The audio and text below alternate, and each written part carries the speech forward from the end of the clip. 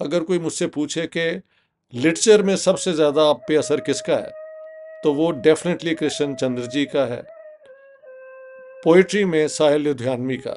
उर्दू अदब के अंदर कृष्ण चंद्र जो है वो सफ़े अव्वल के राइटर्स में से एक है। उनकी प्रोलिफिक राइटिंग है, उनके एसेज हैं, उनके नॉवेल्स हैं, बहुत एक्सटेंसिव था उनका वो जो प्रोडक्शन। कालू भंगी और कचरा बाबा, ये दो अफसाने तो ऐसे है कि मैंने हर जगह जहाँ पे लिटरेचर की बात हुई तो मैंने कहा वर्ल्ड क्लास में अगर एक सीरीज बने ग्रेट शॉर्ट स्टोरीज की तो ये दोनों उसमें होने चाहिए। दोस्तों नमस्कार।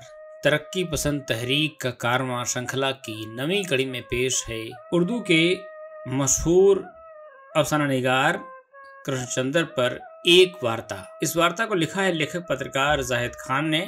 इस वार्ता में आपको उनके समकालीन लोगों के साथ साथ उनके साथ जिन लोगों ने काम किया है उनकी भी राय आपको सुनने को मिलेगी। हम प्रयास करेंगे कि इस वार्ता में उनके जीवन के बहुत सारे जो हिस्से हैं, घर परिवार से लेकर के दोस्तों की राय आपको जरूर सुनने को मिले। मुझे उम्मीद है कि आप मेरे साथ इस वार्ता के अंत तक जुड़े रहेंगे। तो पेश है वार्ता। मैंने सिर्फ ख्वाब देखे हैं, मैंने कोई घर नहीं बनाया और किसी को बहुत बड़ा फायदा नहीं पहुंचाया और कभी बड़ा आदमी नहीं बन सका। मैंने सिर्फ ख्वाब देखे हैं, वो सब अधूरे ख्वाब थे, झूठे सपने थे। एक दिन मैंने ख्वाब देखा कि इस दुनिया में कोई किसी पर जुल्म नहीं करता, वो भी एक झूठा सपना था।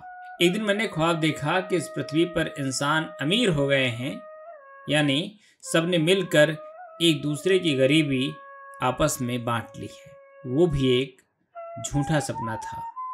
लेकिन यही झूठे सपने मुझे सबसे ज़्यादा अजीज हैं। यही मेरा घर है, यही मेरी मोहब्बत, मेरी ज़िंदगी और उसका हल।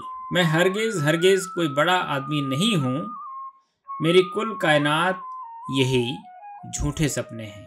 ये उद्गार हैं एशिया के सबसे बड़े अफसाना निगार कृष्णचंद्र के। इन्हीं ख्यालात और अधूरे ख्वाब की बुनियाद पर कमोवेश उनका सारा लेखन टिका हुआ है। टैगोर और इकबाल के बाद कृष्णचंद्र तीसरे हिंदुस्तानी अदीब थे जिन्हें अंतर्राष्ट्रीय शोहरत नसीब हुई। उर्दू अदब, खास तौर से उर्दू अफसाने को जितना कृष्णचंद्र ने दिया उतना शायद ही किसी दूसरे अदीब ने दिया हो। जबान के माहिर थे। अफसाना सिर्फ खूबसूरत जबान में बोलते चले जाएं तो उसमें वो कहानी अपने आप बन जाती थी, किसी एक किरदार को लेके भी। जबान का मजा लिखने का मेरा ख्याल है किसी अदीब ने इस तरह से नहीं लिया जिस तरह से कृष्ण जी किया। इस मामले में सादत सन मंटो ही उनसे अव्वल हैं, वरना सभी उनसे काफी पीछे। उन्होंने बेशुमार लिखा, हिंदी और उर्दू दोनों ही जबानों में समान अधिकार के साथ लिखा। मुझे वो लोग ज्यादा पसंद हैं जिन्होंने बहुत ज्यादा लिखा, जैसे अंग्रेजी में बाल्जाक, टैगोर, दोस्तोयेव्स्की। उर्दू में एक नाम है कृष्णचंद्र। कृष्णचंद्र की जिंदगी के ऊपर तरक्की पसंद तहरीक का सबसे ज्यादा असर पड़ा। यह कारण नहीं है कि उनके ज्यादातर अफसाने समाजवाद से प्रेरित हैं। वे एक प्रतिबद्ध लेखक थे। उनके संपूर्ण साहित्यिक लेखन को उठाकर देख लीजिए, उसमें हमेशा एक उद्देश्य, एक विचार मिलता है। किसी उद्देश्य के बिना उनकी कोई रचना पूरी नहीं होती थी। कृष्णचंद्र ने अपनी कलम के जरिए हमेशा दीन दुखियारों के दुख दर्द, उम्मीदों, नाकामियों की बात की। सांप्रदायिकता और धार्मिक कट्टरता पर लगातार प्रहार की। और उनकी जो सबसे अच्छी तहरीरें मुझे लगती हैं वो तहरीरें हैं जो तंजिया तहरीरें हैं। सियासतदानों पर जहाँ तंज है, जहाँ पर ऊंचे तबके वालों पर तंज है, जहाँ मसनूई ज़िंदगी गुजारने वालों पर तंज है, वो तंज बहुत अजीबोगरीब है। 23 नवंबर 1914 को अविभाजित भारत के वजीराबाद जिला गुजरांवाला में जन्मे कृष्णचंद्र का बचपन और जवानी का शुरुआती हिस्सा कश्मीर में बीता। यही वजह है कि उनकी भाषा पर डोगरी और पहाड़ी का असर साफ दिखाई देता है।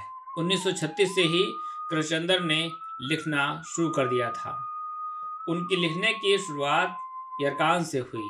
अफसाना उर्दू की मशहूर मैगजीन अदबी दुनिया में प्रकाशित हुआ। जिसने अदबी हलकों में तहलका मचा दिया। इसकी खूब तारीफ भी हुई। कृष्णचंद्र के दोस्त मशहूर तंज़ो-मिज़ाह निगार कन्हैयालाल कपूर ने जब यह अफसाना पढ़ा तो उन पर इसका क्या असर हुआ, उन्हीं की जुबानी।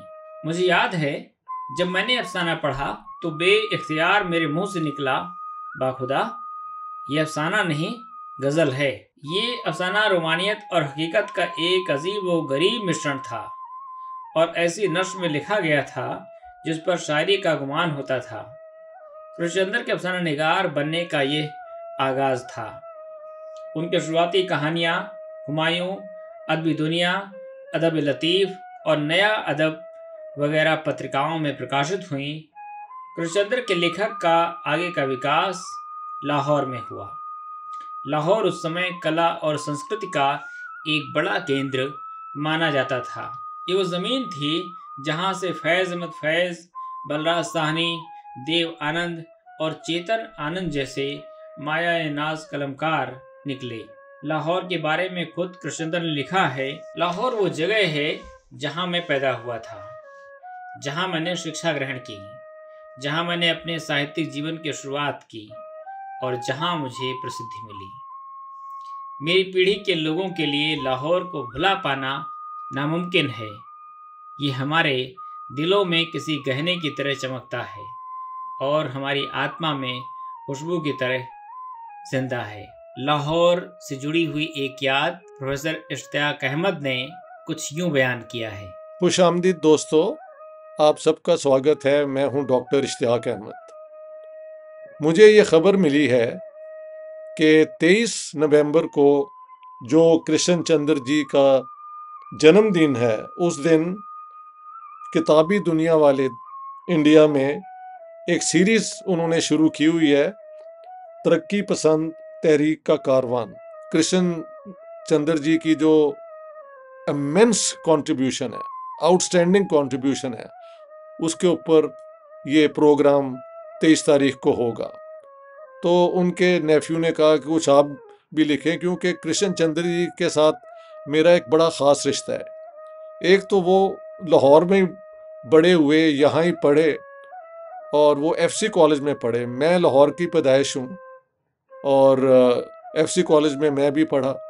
बचपन से जब मैंने अफसाने लिटरेचर पढ़ना शुरू किया तो कृष्णचंद्र जी की जो थी ना इंसानियत, ह्यूमनिज्म, वो उसने मेरे पे बहुत असर किया। अगर कोई मुझसे पूछे कि लिटरेचर में सबसे ज़्यादा आप पे असर किसका है, तो वो डेफिनेटली कृष्णचंद्र जी का है। पोइट्री में साहिल लुधियानवी का, इन दो का influence I have always acknowledged.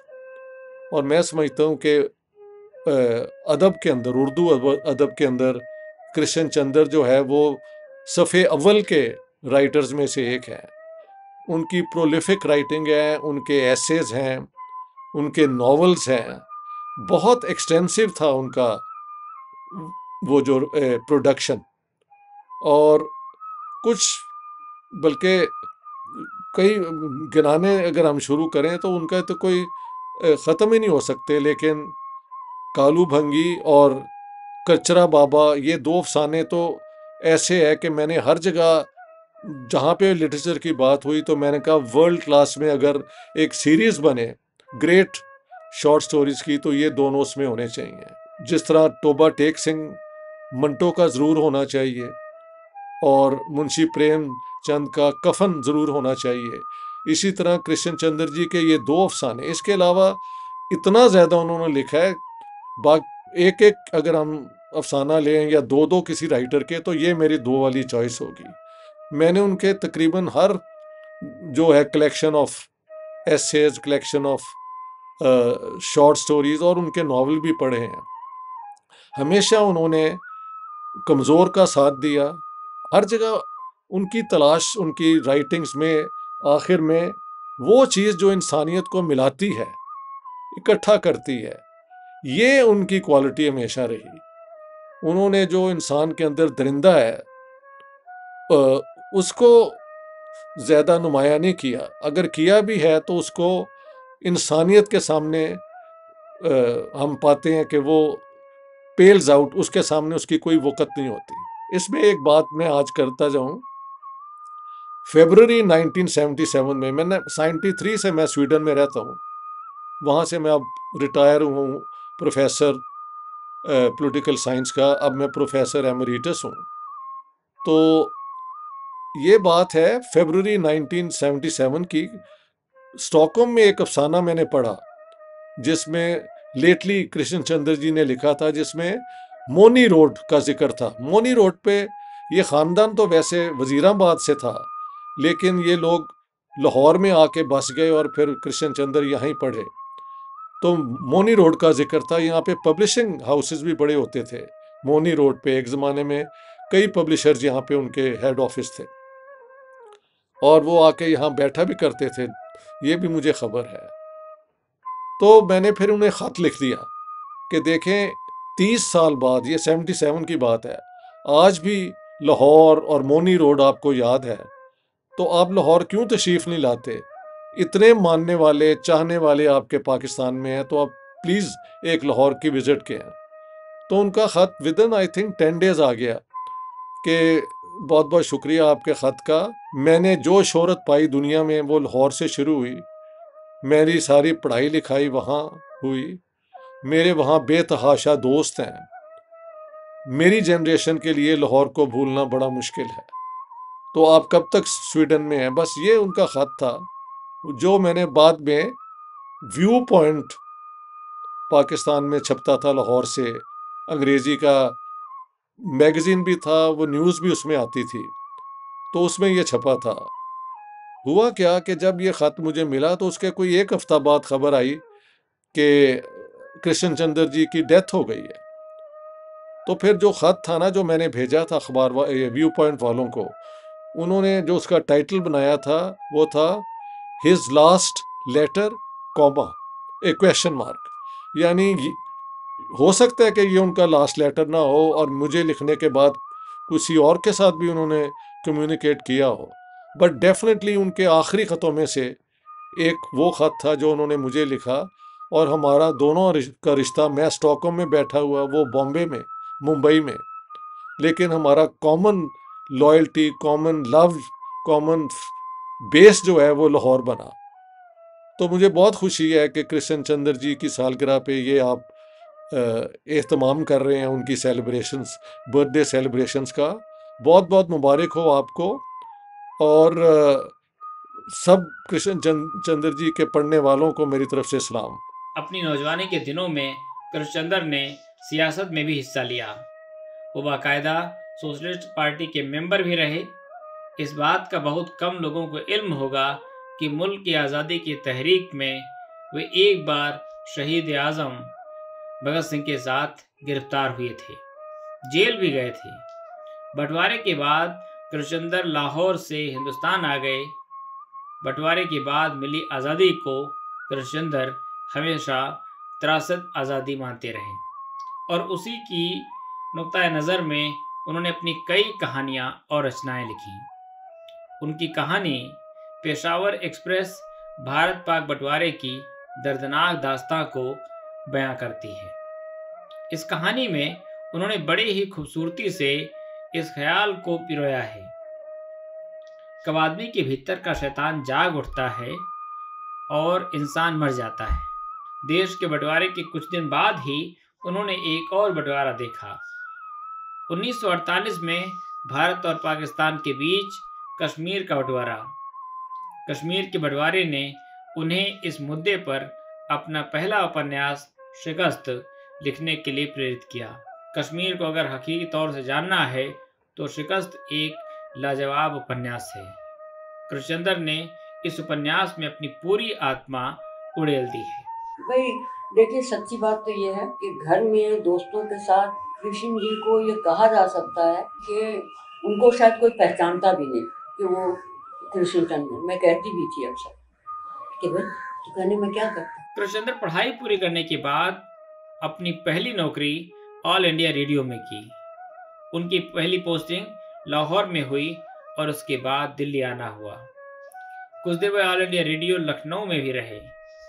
All India radio में नौकरी के दौरान उनकी मुलाकात अपने दौर के कई मशहूर लेखकों मसलन सादत हसन मंटो, राशिद मिराजी, अहमद नदीम कासमी, उपेंद्र नाथ अश्क, शाहिद अहमद देहलवी, चिराग हसन हसरत, डॉक्टर तासीर से हुई, जिनके साथ रहकर उन्होंने बहुत कुछ सीखा।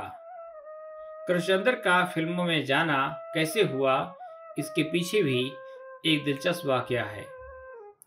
लखनऊ में नौकरी के दौरान कृष्णचंद्र की कहानी सफ़ेद खून एक पत्रिका में छपी, जिसे एक फिल्म निर्माता WZ अहमद ने पढ़ा तो उन्होंने कृष्णचंद्र से फिल्म के लिए लिखने की पेशकश की। पेशकश को मंजूर करते हुए कृष्णचंद्र ने अपनी नौकरी से इस्तीफा दे दिया और पुणे आकर शालीमार पिक्चर्स में शामिल हो गए। उन्होंने अपनी इस कहानी सफ़ेद खून पर फिल्म मन का मीत की स्टोरी लिखी, जो बेहद कामयाब रही। बहरहाल कृष्णचंद्र का शालीमार पिक्चर्स में पुणे जाना हुआ तो वे फिल्मी दुनिया के ही होकर रह गए। उनकी बाकी जिंदगी मायानगरी मुंबई में ही गुजरी। फिल्मों के लिए उन्होंने कहानियाँ, पटकथा, संवाद लिखे। इस बात का बहुत कम लोगों को इल्म होगा कि उन्होंने मंटो के साथ एक फिल्म बंजारा भी लिखी थी। अपनी फिल्मी मसरूफियत के बावजूद कृष्णचंद्र ने अदब से नाता नहीं तोड़ा। उन्होंने कहानियाँ, उपन्यास, व्यंग्य लेख, नाटक यानी साहित्य की लगभग सभी विधाओं में खूब काम किया, मगर उनकी मुख्य पहचान कहानीकार के तौर पर ही बनी। दूसरी आलमी जंग के दौरान बंगाल में पड़े भीषण अकाल पर लिखी अन्नदाता कहानी कृष्णचंद्र की एक कालजयी कहानी है। इस कहानी के लिखने के साथ ही उर्दू अदब में उनकी पहचान एक तरक्की पसंद अफसानानिगार के तौर पर होने लगी थी। अन्नदाता कहानी का अंग्रेजी ज़बान में भी तर्जुमा हुआ, जो कि हिंदी से भी ज़्यादा मकबूल हुआ। इस कहानी के साथ ही कृष्णचंद्र अंतर्राष्ट्रीय अदबी दुनिया में एक बेहतरीन अफसानानिगार के तौर पर तस्लीम कर लिए गए। अन्नदाता के बाद उन्होंने कई शाहकार अफसाने लिखे। दानी, पूरे चांद की रात, 2 फरलांग लंबी सड़क, बालकनी, आधे घंटे का खुदा, महालक्ष्मी का पुल और ताई इसरी जैसी उनकी कई दूसरी कहानियां भी उर्दू अदब में क्लासिक मानी जाती हैं। कृष्णचंद्र की ज़्यादातर कहानियां ऐसे इंसानों पर केंद्रित हैं जिनको दूसरे लोग आमतौर पर नोटिस भी नहीं करते। मसलन उनकी कहानी कालू भंगी में वे बड़े ही मार्मिकता से समाज में सबसे ज़्यादा हाशिए पर रहने वाले दलित समुदाय के एक शख्स कालू की जिंदगी की दर्दनाक दास्तां को बयां किया है। कृष्णचंद्र में हर इंसान को बराबरी और सम्मान देने का एक अद्भुत गुण था। ये गधे की सरगुजर जब छपी तो अरुणा आसिफअली ने किताब फिरोज गांधी को कि सौ तो घर में ही साथ रहते थे। पंडित जी कहीं जा रहे थे, उनका मुझे कोई किताब दो, थोड़ा सा फासला है, मैं रास्ते में पढ़ना चाहता। उन्होंने वो किताब पंडित जी को दे दी। कृष्णचंद्र ने अपनी कहानियों में व्यवस्था पर तीखे प्रहार किए। लाल फिदा शाही और अफसरशाही ने देश की व्यवस्था को कैसे चौपट किया है, ये उनकी कहानी जामुन का पेड़ में दिलचस्प तरीके से आया है। बीती सदी के 60 के दशक में लिखी गई ये नायाब कहानी व्यंग्यात्मक शैली में लिखी गई है। कहानी सरकारी महकमों की कार्यशैली, अफसरों के काम करने के तौर तरीकों और लाल फिदाशाही पर गंभीर सवाल उठाती है। कहानी एक ऐसे शख्स की कहानी है जो सरकारी परिसर के लान में लगे एक जामुन के पेड़ के नीचे दब जाता है। सुबह जब मालिक को इस बात की खबर होती है तो इसकी जानकारी अपने ऑफिस में देता है। तमाम सरकारी कर्मचारी और अधिकारी जामुन के पेड़ के नीचे दबे इस शख्स को निकालने के बजाय एक दूसरे महकमे और मंत्रालयों पर जिम्मेदारियां डालकर अपने कर्तव्य से बचते रहते हैं। जैसे तैसे इस शख्स को पेड़ के नीचे से निकालने का सरकारी आदेश आता है, लेकिन तब तक उसकी दर्दनाक मौत हो जाती है। कृष्ण जी की कहानी जब छपती थी तो हम भागते थे, हम कोशिश करते थे कि उसी दिन वो कहानी हमारे पास आए और हम वो कहानी पढ़े। और रोमांटिसिज्म उनके अंदर बहुत बेमिसाल भरी हुई थी और कम्युनिकेशन भी बहुत इजी थी हमारी उनके साथ। कृष्ण चंद्र जी मेरे पसंदीदा उर्दू अफसाना निगारों में से एक है।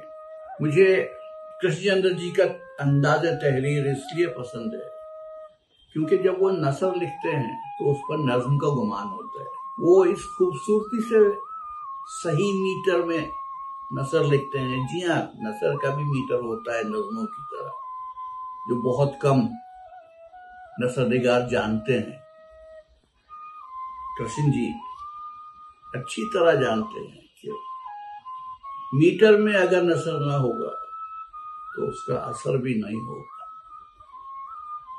तो उनके नसर में नज्म का शायबा मिलता है और पढ़ने में वही शायरी वाला सुकून लगता है जैसे मसनवी पढ़ रहे हैं कोई।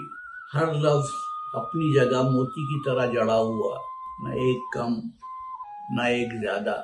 इसीलिए मैं उर्दू के जदीद अफसाना निगारों में प्रेमचंद के अलावा कृष्ण चंद्र जी को भी उर्दू अफसानों का पेशरो मानता हूँ, क्योंकि प्रेमचंद और कृष्ण चंद्र जी उर्दू अफसानों को हकीकत के करीब लेकर आए। उन्होंने उर्दू अफसानों को मुल्क के कुलबुलाते हालात से जोड़ा, आम इंसान को वो कहानियां सुनाई जो उसकी जिंदगी का हिस्सा थी। जो लिखा बहुत खूब लिखा। कृष्ण जी ने जब रोमांस लिखा तो वाह, तंज़ो मज़ा लिखा तो मुस्कुराहट भी आई चेहरे पे, दिल में कोई चीज चुभी हुई। जब ट्रेजेडी लिखी तो आंख नम भी हो गई। एक अच्छा अफसाना निगार वही होता है जो ये सारे काम करवा सके। उर्दू कहानी को कृष्णचंद्र की एक और सबसे बड़ी देन टेक्निक है। उनकी कहानियों की टेक्निक रिपोर्टाज की टेक्निक है। वे शब्द चित्रों के माध्यम से अपनी कहानियों में एक शानदार वातावरण बना दिया करते थे। ये वातावरण पाठकों पर जादू करता था। फिर भी उनकी कहानी में उद्देश्य ओझल नहीं होता था। कृष्णचंद्र की कोई भी कहानी उठाकर आप देख लीजिए, उनमें बुद्धि और भावना का लाजवाब तालमेल मिलेगा। मशहूर उर्दू नक्काद सैयद एहतशाम हुसैन कृष्णचंद्र की कहानियों पर तनकीद करते हुए लिखते हैं, कभी कभी उनका मकसद उनकी कला पर छा जाता है, लेकिन कृष्णचंद्र अपनी कहानियों के बारे में खुद क्या सोचते हैं ये उनके आत्मकथ्य में मिलता है। अपने आत्मकथ्य में वह लिखते हैं, मेरी हर कहानी उस सफ़ेद हत्थे वाले चाकू को हासिल करने की कोशिश है जो कि बचपन में एक जागीरदार के बेटे ने मुझसे छीना था। कृष्ण चंद्र का नाम एक ऐसा नाम है कि अफसाना निगारी में उस ज़माने में भी एशिया का अजीम अफसाना निगार उनको लिखा जाता था। बहुत सारे नावल ऐसे लिखे जिनका अदबी मयार वो नहीं था जो उनके अफसानों। कृष्णचंद्र की कहानियों में आलोचक बमुश्किल ही कोई कमी पाते थे। उनकी शुरुआती कहानी उठाकर देख लीजिए यह बात की। उनकी सभी कहानियों में शानदार कहानी कला मिलती है। यही नहीं, मार्क्सवादी दृष्टिकोण से भी उन्होंने कभी किनारा नहीं किया। कई साक्षात्कारों में कृष्णचंद्र ने वाज़ेह तौर पर इकरार किया है कि यही नज़रिया समाज की सही तस्वीर पेश करता है। तरक़-ए-पसंद अदब को वे इतना असीमित समझते थे जितना कि ज़िंदगी। उनकी कहानी समय के साथ और भी बेहतर होती चली गई। बड़े सगीर के दबीर व कबीर फिल्म अदब के अदीब कृष्ण चंद्र बखिताब पद्म भूषण, जिनकी जुमला कहानियों और नावलों का अनुवाद हिंदुस्तान की सरकारी ज़बानों में अलावा दीगर ख़ास ममालिक की तकरीबन 40 ज़बानों में ट्रांसलेशन हुए। उनके पढ़ने वालों में मैं भी था और बतवसुत काविश साहब पिशावर के रहने वाले जो अदीब फिल्मी अदीब थे, उनके ज़रिए मेरा तारुफ कृष्ण चंद्र साहब से हुआ। उन्होंने कहा कि मुश्ताक है, उर्दू हिंदी से वाकिफ़ है। कृष्ण चंद्र ने कहा भी औरंगाबाद में मेरा बहुत खास खैर मुकद्दम हुआ था।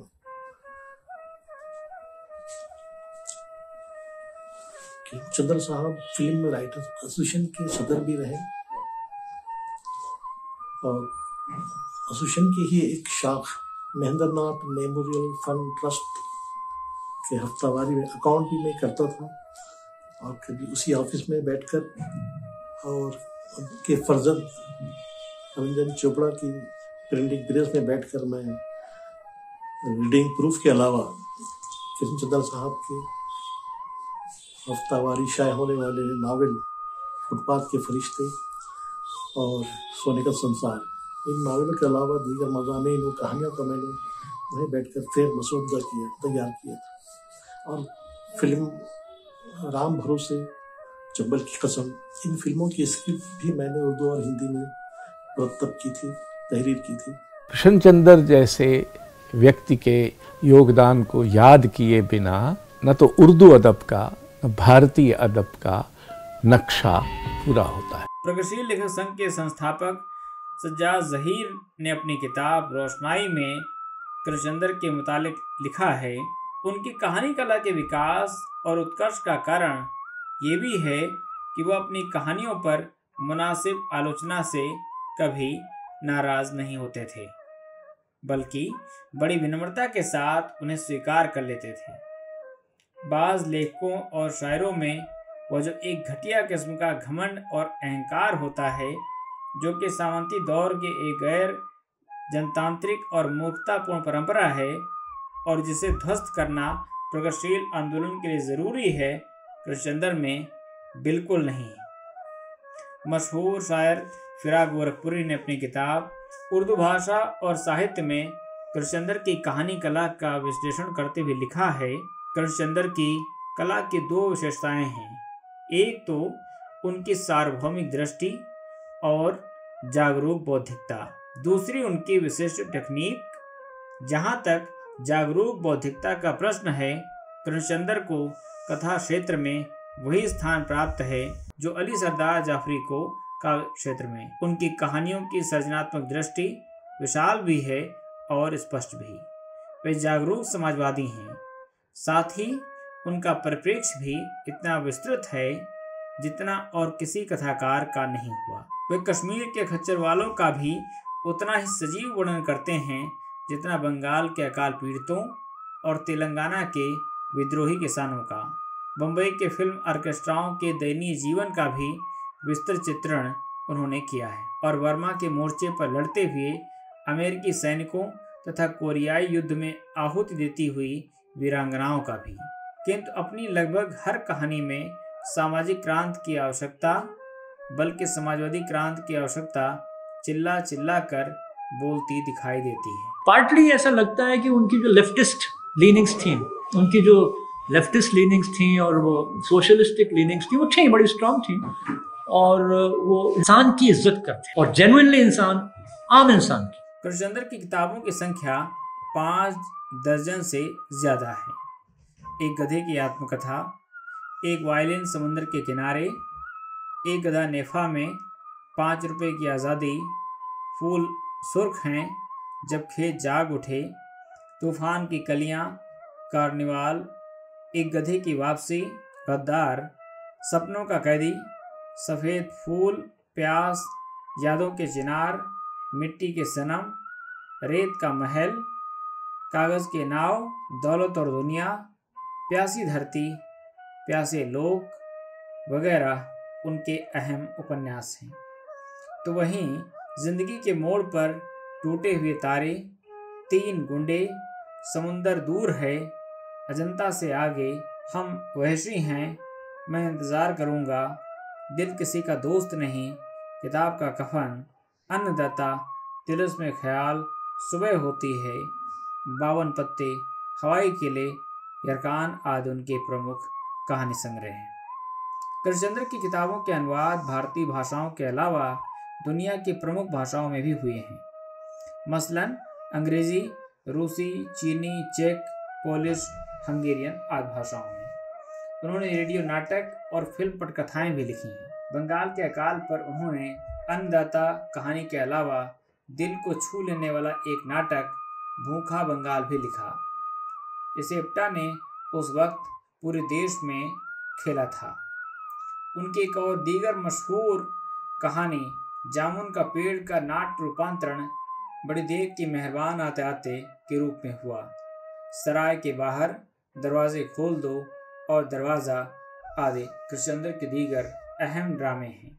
एक वक्त था हर चीज वो शेयर करते थे।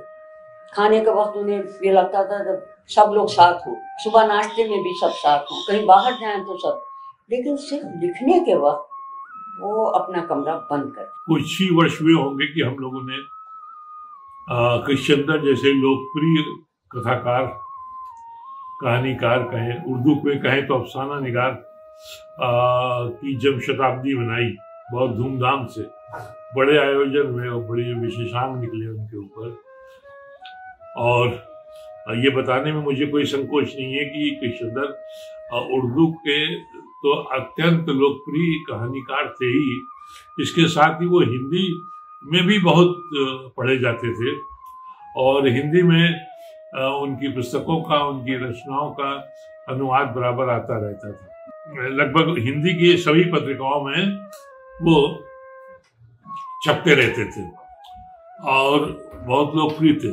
महिला पाठकों में उनकी लोकप्रियता की हालत ये थी कि न केवल भारत में हिंदी और उर्दू और दूसरी भाषाओं की महिला पाठकों में, बल्कि पाकिस्तान में भी बहुत वो लोकप्रिय थे और पाकिस्तान में उनके नावल बहुत धड़ाधड़ छपते थे और बहुत पढ़े जाते थे। वहाँ के जो पत्रिकाएं थी उनमें भी उनकी कहानियां बराबर छपती थी। उसका कारण था वो ये कि वो महिलाओं के प्रति जो एक सहानुभूत और पक्षधरता का रवैया होता है और जो उर्दू कथा साहित्य की एक बहुत अमूल या बहुमूल खाती है, उसको देखें हम तो कृष्णचंद्र ने उस थाती को समृद्ध करने में, मजबूत करने में बहुत बड़ी भूमिका निभाई। उनकी कहानियों में महिलाएं विविध रूप में कई अंदाज में आती हैं, कई चरित्रों में आती हैं, उन कैरेक्टर्स अलग अलग हैं। और दूसरी बात ये कि बच्चों के प्रति जो उनका स्नेह है, वो उसकी उनकी संलग्नता है, या बच्चों के बारे में जो उनकी गहरी संवेदनशीलता है, वो खास तौर से लोगों को बहुत प्रभावित करती थी और जिसके कारण भी वो बहुत लोकप्रिय हुए। और दादर पुल के बच्चे आप देख लीजिए या कालू भंगी आप देख लीजिए, उनकी कहानी, या और बहुत सी ऐसी कहानियां हैं जो गरीब बच्चों पे और महिलाओं पे, संघर्षशील महिलाओं पे, मजदूरों पे और किसानों पे उन्होंने लिखी। वो अपनी जगह है। भाषा पे जो उनका अधिकार था, जो प्रवाह उनकी भाषा में थी, जो जीवंतता उनकी भाषा में थी, वो एक बहुत महत्वपूर्ण पक्ष है कृष्णचंद्र के लेखकीय व्यक्तित्व का। और वो भाषा सीधे दिल में उतरती थी, वो पाठकों को अपने से बांधती थी। इसलिए भी कृष्णचंद्र बहुत लोकप्रिय थे, अपनी भाषा के कारण, अपने कथ्य के कारण, अपनी पक्षधरताओं के कारण। और ये है कि तरीके से, यानी जिस समस्या को वो उठा रहे हैं वो किस तरह से कहानी में या उपन्यास में आ रही है, ये देखना है। तो वो कहानीकार भी थे, उपन्यासकार भी थे, नाटककार भी थे और व्यंग लेखक भी थे। बहुत अच्छे व्यंगकार थे। बहुत चर्चित हुआ था उनकी एक पुस्तक व्यंग की थी, एक गधे की आत्मकथा। तो एक जमाना था जब एक गधे की आत्मकथा हाथों हाथ मिल जाती थी। तो इस तरह से कृष्णचंद्र के व्यक्तित्व के कई रूप थे। वो पत्रकार भी थे।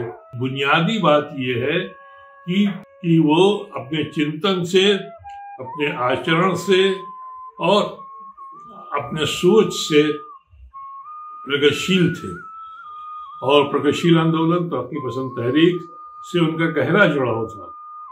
और वो बड़ा न ये सिर्फ कि तरक्की पसंदों की मीटिंग्स में, उनकी सभाओं में बराबर जाया करते थे, कॉन्फ्रेंसेस में भी वो बराबर शरीक होते थे और खुद भी ये कोशिश करते थे कि किसी तरह से बॉम्बे में और जहाँ कहीं वो रहे वहाँ प्रगतिशील लेखक संघ की गतिविधियाँ बराबर चलती रहें। और इसका एक बहुत अच्छा उदाहरण हम देखते हैं कि 1945 में जब हैदराबाद में एक उर्दू के तरक्की पसंद लेखकों की कॉन्फ्रेंस हुई थी, ऑल इंडिया कॉन्फ्रेंस हुई थी, बड़ी कॉन्फ्रेंस हुई थी, ऐतिहासिक महत्व की कॉन्फ्रेंस हम उसको कहेंगे। उस कॉन्फ्रेंस में कृष्णचंद्र, अली सरदार जाफरी और बॉम्बे के सारे वो लेखक जो प्रगतिशील आंदोलन से जुड़े हुए थे वो, और देश के दूसरे हिस्सों से जो उर्दू के लेखक थे तरक्की पसंद तहरीक से जुड़े हुए, वे तमाम लोग वहाँ जमा हुए और बहुत अच्छी कॉन्फ्रेंस हुई। और उसमें वो शरीक हुए। तो ये पहली बात।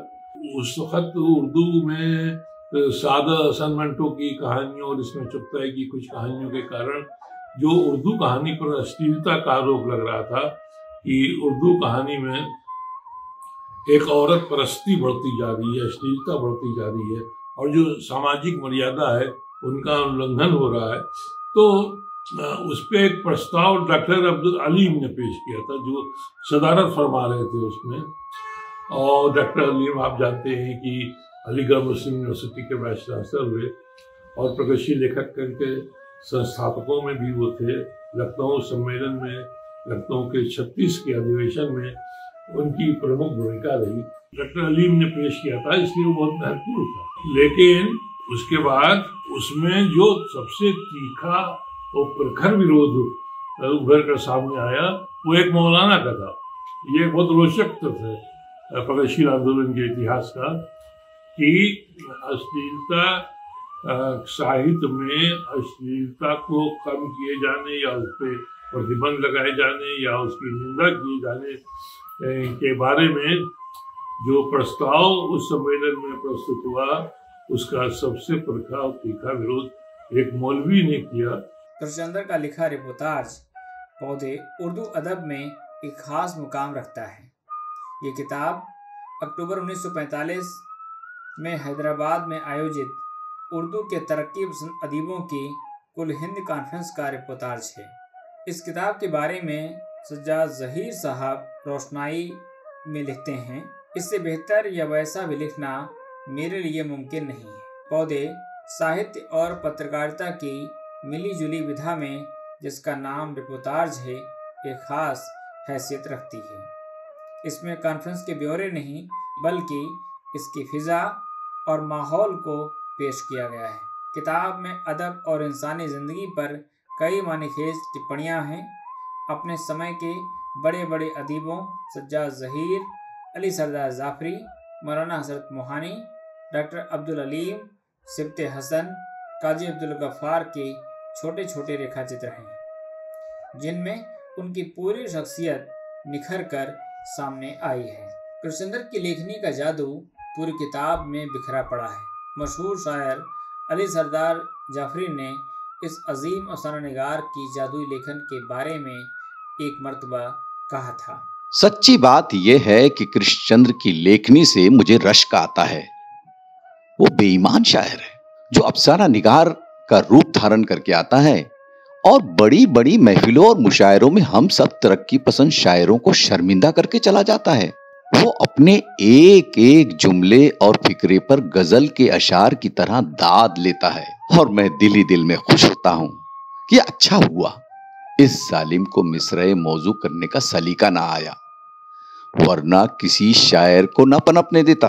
कृष्णचंद्र अपने दौर में लोकप्रियता के उस शिखर पर थे कि उन्हें आम पाठक तो प्यार करते ही थे, आलोचकों के भी वे दुलारे थे।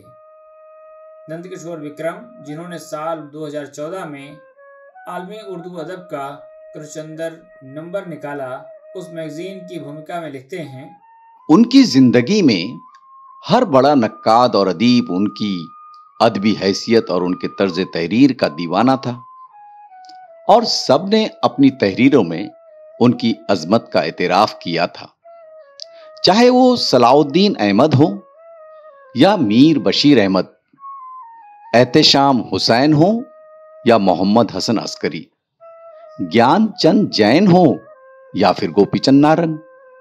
उस दौर के नामवर नक्काद अजीज अहमद ने तो कृष्णचंद्र की किताब पुराने खुदा के दिबाचे में उनकी अजमत और उसलूब की भरपूर तारीफ और तौसीफ की थी, जिससे कृष्णचंद्र की कद्दावर शख्सियत का अंदाजा लगाया जा सकता है। जहां तक तर्ज तहरीर का ताल्लुक है, उर्दू का कोई अफसाना निगार कृष्णचंद्र की गर्द तक नहीं पहुंच सकता। दर्द हो या तंज, रूमानियत हो या हकीकत निगारी, उनका कलम हर मौके पर ऐसी दिलकश चाल चलता है जो बाकी भी होती है और अनोखी भी, लेकिन जो इस कद्र सादा और फितरी होती है कि जैसे सुबह के वक्त चिड़ियों की परवाज। तसन्नो का वाहिद तरीन शायबा भी कहीं नहीं पाया जाता।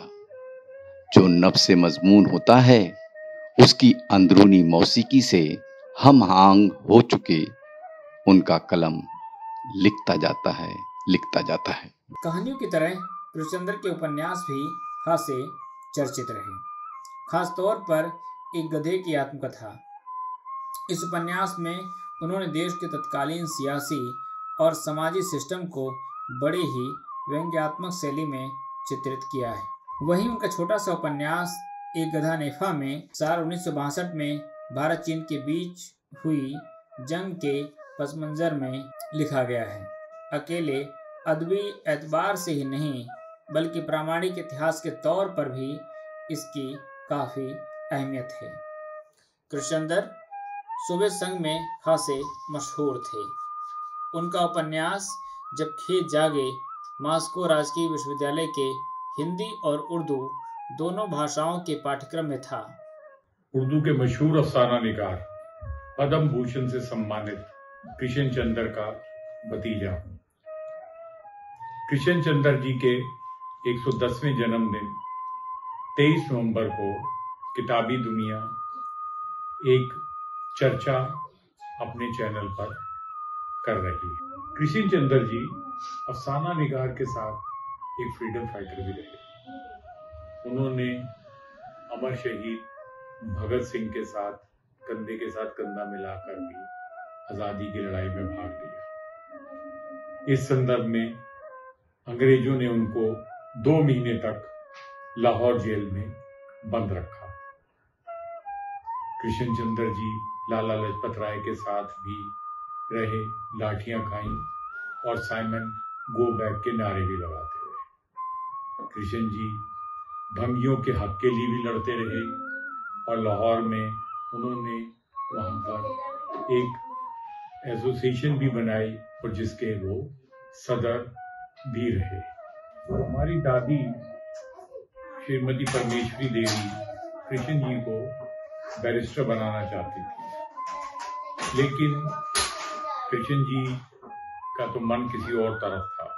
लेकिन माँ की इच्छा को पूरा करने के लिए उन्होंने एमए इंग्लिश भी किया, उन्होंने लॉ की डिग्री भी ली, लेकिन कभी जिंदगी में प्रैक्टिस नहीं की।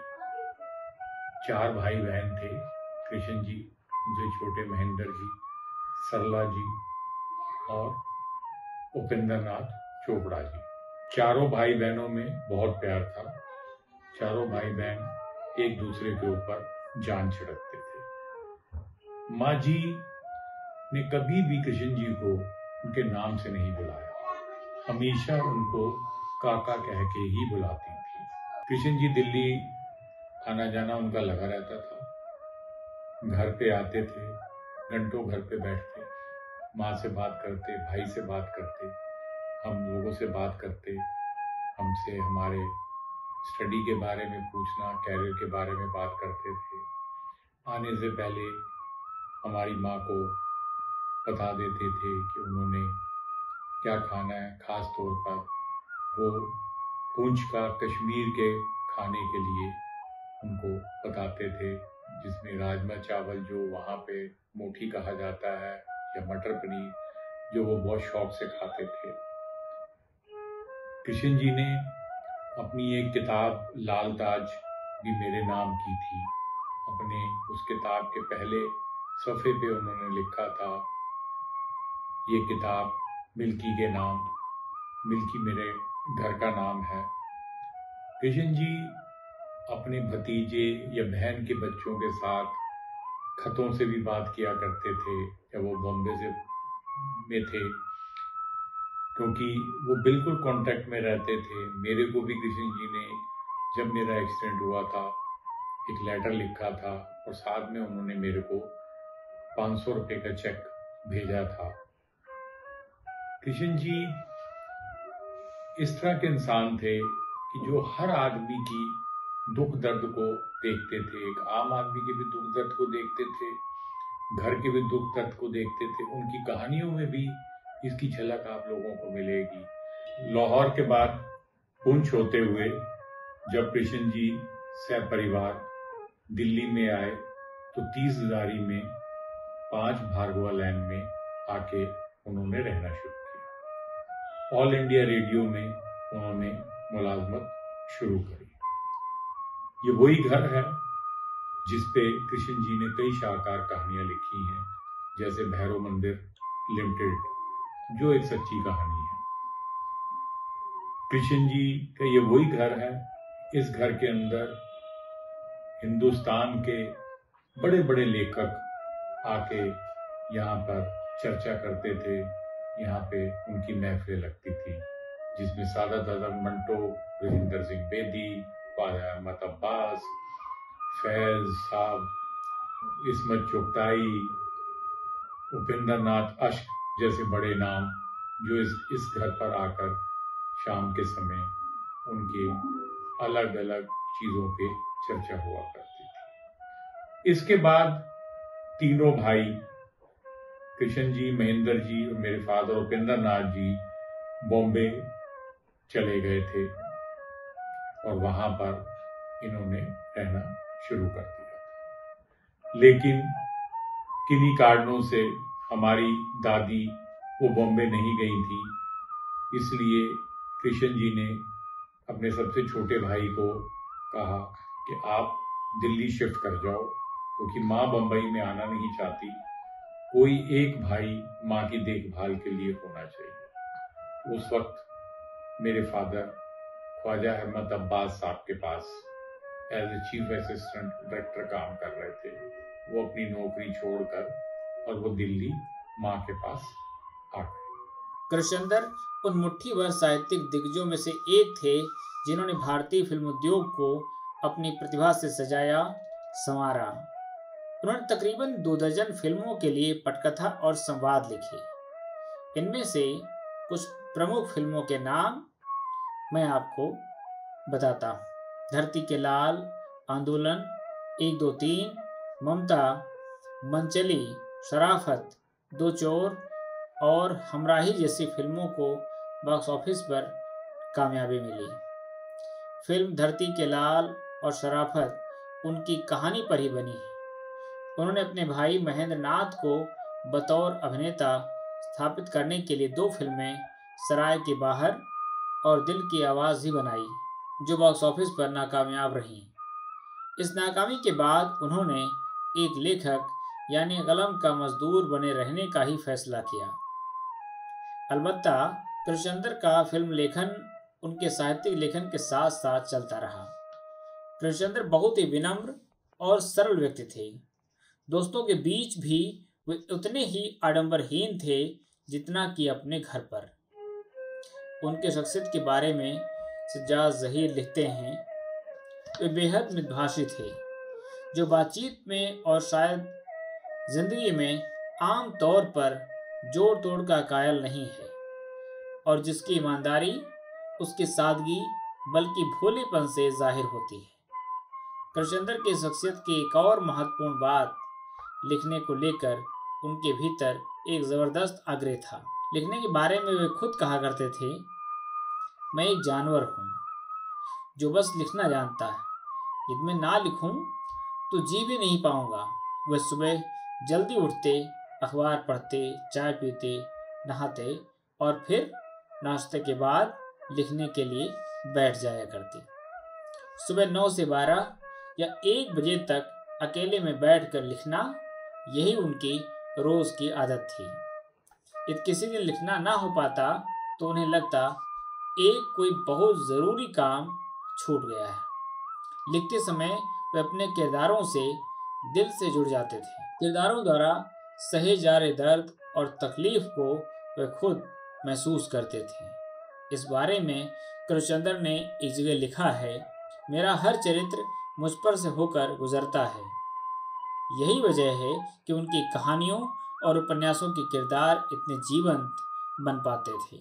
अब मैं आपको उनके छोटे भाई महेंद्र नाथ क्या सोचते हैं अपने बड़े भाई को लेकर के, आइए सुनते हैं। इतनी शोहरत हासिल करने के बाद उनके व्यक्तित्व में घमंड का जरा सा भी अंश नहीं था। मुझसे अक्सर कहते रहते हैं, मुझे लोगों ने बहुत कुछ दिया, मुझे शोहरत दी, मेरे अदब के वो चाहने वाले हैं और मुझे रुपए भी कम नहीं दिए।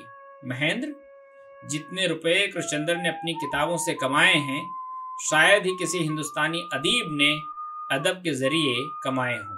लेकिन जमा करने की उनकी आदत नहीं। जब कभी वो अवाम का जिक्र करते हैं तो उनकी आंखें चमकने लगती हैं। उन्हें आम लोगों से बेइंतहा मोहब्बत है। शायद इसी वजह से अवाम उनसे इतनी मोहब्बत करती है और वो प्रेम के आवेग से अपना सर बुलंद कर लेते हैं कि मैं अकेला नहीं हूँ, मेरे साथ मेरी अवाम है जिनके लिए मैं साहित्य का सृजन करता हूँ। कृष्णचंद्र की कामयाबी के दो राज हैं। पहली बात कि वो काम करने से कभी नहीं हिचकिचाते। अगर वो लिखेंगे नहीं तो पढ़ेंगे, बेकार वक्त बर्बाद नहीं करते। अगर इन दो चीजों से फुर्सत मिल जाए तो बाकी वक्त सोशल कामों में इस्तेमाल करेंगे। काम करने की बेपनाह कुव्वत उनमें है, बल्कि मैं कहूं कि सृजनात्मक काम से उन्हें इंतहाई मोहब्बत है तो अनुचित न होगा। मैंने जिंदगी में उन्हें बेकार बैठे हुए कभी नहीं देखा और साथ ही उन्हें खुद पर भी भरोसा है, अपने लोगों पर भरोसा है और यही दो चीजें उनसे शाश्वत कहानियां लिखवाने की प्रेरक हैं। काम की सलाहियत और लगन, जिंदगी से प्यार, बेकार वक्त बर्बाद न करना, ये चीजें हम लोगों को उनसे सीखना चाहिए। यही उनकी कामयाबी का सबसे बड़ा राज है। कृष्णचंद्र को अपने जीवन में कई पुरस्कारों और सम्मानों से नवाजा गया। उनकी अनगिनत साहित्यिक उपलब्धियों को स्वीकार करते हुए भारत सरकार ने भी उन्हें पद्म भूषण से सम्मानित किया। कृष्णचंद्र का नाम उन साहित्यकारों में शुमार होता है जिन्हें सोवियत संघ के प्रतिष्ठित पुरस्कार सोवियत नेहरू पुरस्कार से नवाजा गया। आखिरी समय तक कृष्णचंद्र ने अपनी कलम नहीं छोड़ी। 8 मार्च 1977 को मुंबई में कृष्णचंद्र का निधन हुआ तो उस वक्त भी उनके हाथ में कलम मौजूद थी। वो एक व्यंग्य अदब बराए बतख लिख रहे थे। व्यंग्य उन्होंने शुरू ही किया था और उसके सिर्फ एक लाइन ही लिखी थी कि दिल का दौरा पड़ने से उनका निधन हो गया।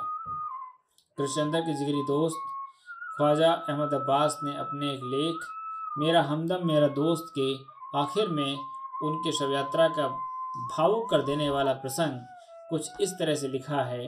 शव यात्रा में 100 से ज़्यादा आदमी नहीं थे, ज़्यादातर लेखक और अदीब। सारे अदीब खिराज अकीदत पेश कर रहे थे। कोई कहता है अदब का शहजादा चला गया, कोई कहता है वो उर्दू अदब का जवाहरलाल था, कोई कहता है एक शोले को शोलों के सुपुर्द करने आए हैं। मैं कहता हूँ कि वो ना अदब का शहजादा था ना अदब का जवाहरलाल, वो तो मेरा हमदम मेरा दोस्त था। उसके मरने से मैं खुद मर गया हूँ, अब और क्या कहूँ। देखो कृष्ण ये सब जमा हैं, सरदार जाफरी, भारती जी, कमलेश्वर, इंदर राज आनंद, रामानंद सागर, CL काविश, मजरूह, राजेंद्र सिंह बेदी, तुम्हारे दोस्त, तुम्हारे यार, तुम्हारे जानने वाले, तुम्हारे हम प्याला हम निवाला, और आज ये सब तुम्हें जलाने आए हैं। जिंदगी के आखिरी दिनों में कृष्णचंद्र अपनी आत्मकथा पर भी काम कर रहे थे, लेकिन ये उनके जीते जी पूरी नहीं हो पाई।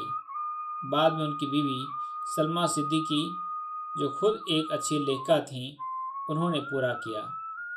राजपाल एंड सन्स से प्रकाशित इस आत्मकथा में उनकी जिंदगी का पूरा सफर तफसील से मिलता है। कृष्णचंद्र ताउम्र प्रगतिशील मानवतावादी रहे। उनका बेशतर लेखन हिंदू मुस्लिम अलगाववाद के खिलाफ है। समाज के दलित, दमित, शोषित वर्गों के हक में उनकी कलम हमेशा आग उगलती रही। अपने भावपूर्ण लेखन, जमीन से जुड़े किरदारों और सर्वहारा के मार्मिक सजीव चित्रण की खातिर कृष्णचंद्र अपने पाठकों के दिलों में हमेशा जिंदा रहेंगे। अब आपको कृष्णचंद्र के समकालीन लोगों ने क्या कुछ लिखा है उसे सुनाते हैं। तरक्की पसंद तहरीक के रहनुमा अली सरदार जाफरी कृष्णचंद्र की अफसाना निगारी के बड़े शहदाई थे। वे उन्हें प्रेमचंद की परंपरा का अफसाना निगार मानते थे। कृष्णचंद्र के नावल जब खेत जागे की भूमिका में उन्होंने लिखा है, कृष्णचंद्र की कहानी में हिंदुस्तान की मिट्टी की सौंधी सौंधी खुशबू है। जहां से उसने अपना खमीर हासिल किया है, उसकी रगों में वक्त और तारीख का खून है और दिल में अवाम के दिलों की धड़कन। उसने रूस और चीन से एतमाद हासिल किया है और स्पेन से शुजाअत ली है, कोरिया से कुर्बानी का जज्बा और शायर के तखय्युल से अपना लाफानी हुस्न। इस तरह कृष्ण ने जमहूरी हकीकत निगारी को आगे बढ़ाया है, जिसकी बुनियाद प्रेमचंद ने डाली थी। प्रेमचंद की जौला निगाह माजी से हाल तक थी और कृष्णचंद्र की जौला निगाह हाल से मुस्तकबिल तक है। कृष्ण की मेरे दिल में बड़ी कदर थी। जब नए लिखने वालों में उनकी हैसियत बड़ी नुमाया थी। मंटो और बेदी से भी रूहानी मुलाकात। कृष्ण को यह सामने जीता जागता देखकर दिल में सनसनाहट सी होने लगी। वो उस वक्त सी ग्रीन सूट असुख टाइट में बेतरह जच रहे थे। कृष्णचंद्र अपने दौर के सबसे मकबूल हिंदुस्तानी फनकार कैसे बने, इसके बारे में उनके एक और करीबी दोस्त धर्मी भारती ने उन्हें श्रद्धांजलि देते हुए अपने एक लेख में कृष्णचंद्र की तमाम खूबियों की चर्चा करते हुए लिखा था, अपने जिस सृजनात्मक साहित्य से वो उस दौर के सबसे मकबूल हिंदुस्तानी फनकार बने, उन किताबों में इंसान के ज़ाहिरी और अंदरूनी हुस्न के सिलसिले में यही रूमानी रुझान, फितरत के खुले हुस्न के लिए सपनों भरे अल्हड़पन और असमानता और शोषण से पैदा होने वाली बदसूरती के लिए यही तड़प से भरी मुखालफत एक बड़े प्यारे और पुरअसर आचरण में जाहिर होती थी।